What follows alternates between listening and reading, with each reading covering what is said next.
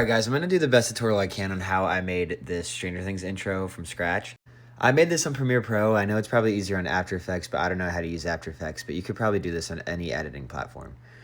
Alright, first, if you don't have the font, you're going to want to download it. It's called Benguet Pro ITC. You can download it on Adobe or whatever. Okay, so for the title sequence, you basically want to place the letters, make them red, and then enlarge them and use keyframes to just move them around the screen.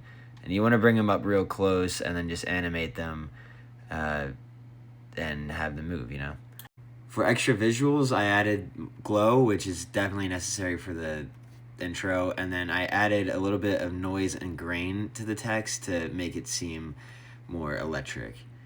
For the beginning and all the names, you just want to use a big, like, bubble thick font.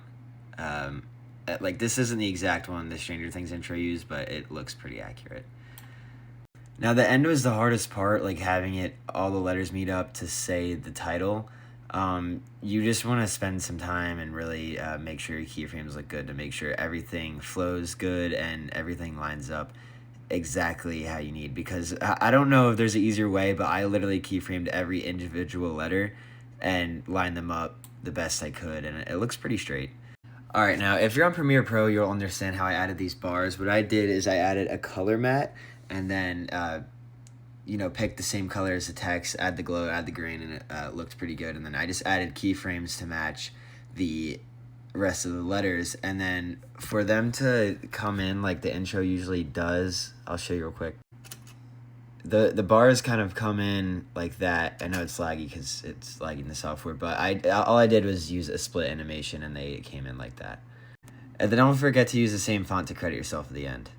Alright guys, I hope that helped you get a little bit of a better understanding of how to make an intro like this. I know I can't help you step by step, but yeah, that was my first time doing a tutorial. And then at the end, I just added a little bit of like a bubble thing, like slowly coming in to show the opening scene like Stranger Things usually does.